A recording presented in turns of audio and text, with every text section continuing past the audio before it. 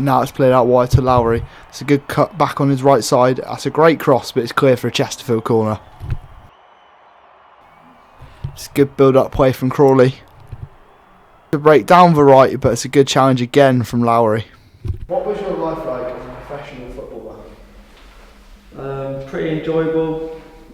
Obviously, it was a dream come true to obviously become a professional footballer and play football every day. And obviously, all I ever dreamed of when I was a kid, and for that to be a reality, it was pretty good. What were your career highlights?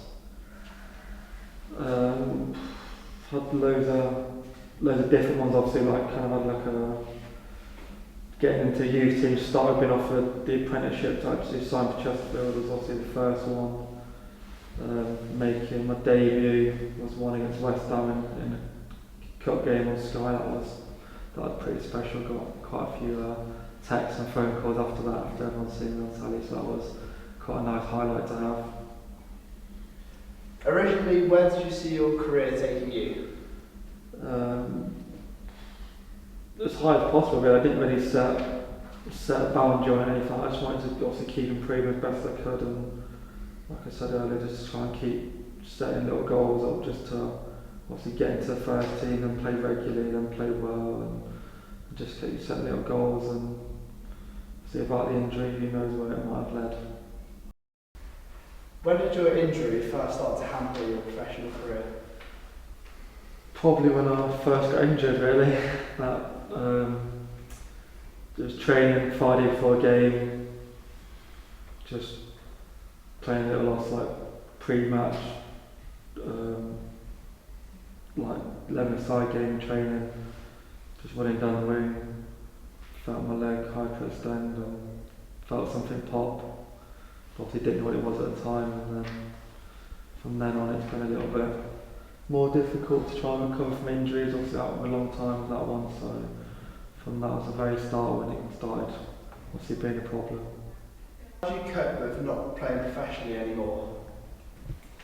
Pretty difficult at the start because it was tough to obviously change the habit that I'd been in for so long, even from obviously when I was 16 when I left school. I was obviously playing football in the youth team, and obviously then moving on to professional after that. So it was difficult at the start. I had to try and find something to people kind of push me in that kind of direction, so it makes it a little bit easier when I've got good friends around me saying, look, this might be for you, and this might help you a little bit more, take your mind off not playing as much, so it's more enjoyable when I'm going into it a little bit more.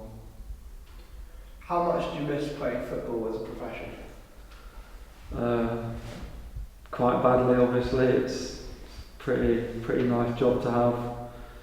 It was a pretty cushy job, didn't really have to do a lot apart from play football and then go home and play golf or go and do what you ever wanted to do. So it was nice to have that opportunity when I did, but also it makes you realise now that I've come out of that, obviously there's life after football as well. Do you plan on making coaching your new long-term career? Yeah, I think it's going to be my long-term career. Obviously I've started to get into it more and more, obviously got more coaching roles that obviously help my role improve, help myself improve as well as a coach. So I think long-term, going to get our badges done, keep working with different kind of players, different age groups of players, and hopefully maybe one day might be a successful coach/manager. Is there anything you don't miss from professional football?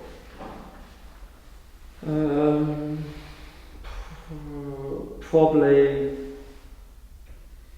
training all the time, not having a chance to get away. Like I say, when you play obviously professional, you train pretty much every day. So a game at the weekend, so there's no real chance that you can't just randomly book a holiday. Feel like getting away from the sunshine. You have to obviously play the whole season. Don't really get any days off, obviously, unless you're given. You can't ask for a day off or anything like that. It was pretty intense in terms of that, but it was nice to have the 2 months in the season to relax and get away on holiday and just kind of totally forget about football.